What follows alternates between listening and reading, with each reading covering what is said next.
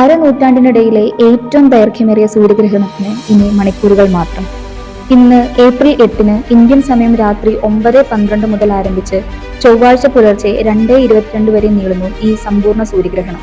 പകൽ രാത്രിയെന്ന് തോന്നിപ്പിക്കുന്ന തരത്തിലുള്ള സമ്പൂർണ്ണ സൂര്യഗ്രഹണത്തിന് വടക്കേ അമേരിക്ക സാക്ഷ്യം വഹിക്കും. വടക്കേ അമേരിക്കയിലെ മെക്സിക്കോ മുതൽ കാനഡ വരെ നീളുന്ന 185 കിലോമീറ്റർ ഭാഗങ്ങളിൽ ഈ സമ്പൂർണ്ണ സൂര്യഗ്രഹണം ദൃശ്യമാകും. ഇന്ത്യയിൽ സമ്പൂർണ്ണ സൂര്യഗ്രഹണം ദൃശ്യമാവില്ല. എന്താണ് സൂര്യഗ്രഹണം?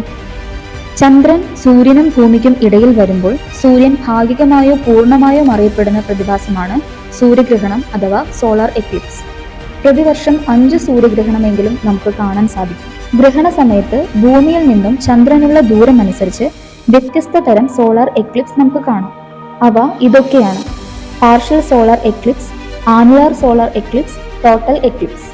ചന്ദ്രൻ സൂര്യനെ ഭാഗികമായി മാത്രമാണ് മറയ്ക്കപ്പെടുന്നത് എങ്കിൽ അതാണ് പാർഷ്യൽ എക്ലിപ്സ്. ചന്ദ്രൻ സൂര്യനെ മൂടുമ്പോൾ ചന്ദ്രന്റെ അരികുകളിൽ സൂര്യനെ കാണാൻ സാധിക്കും. ഇത് വൃത്താകൃതിയിലുള്ള ഒരു വളയമാണെന്ന് നമുക്ക് തോന്നിപ്പിക്കും. ഇതാണ് ആനുലർ എക്ലിപ്സ്. ചന്ദ്രൻ പൂർണ്ണമായും സൂര്യനെ മൂടുമ്പോൾ രാത്രിയാണെന്ന് തോന്നിക്കുന്ന തരത്തിൽ ആകാശം ഇരുണ്ടു മാറുന്നു. ചെറിയ പ്രദേശങ്ങളിൽ മാത്രമേ ഇതിന് സാക്ഷ്യം വഹിക്കാൻ പറ്റൂ. ഇതാണ് ടോട്ടൽ സോളാർ എക്ലിപ്സ്. ഇന്ത്യയിൽ അവസാനമായി ടോട്ടൽ സോളാർ എക്ലിപ്സ് സംഭവിച്ചത് 1980-ലാണ്.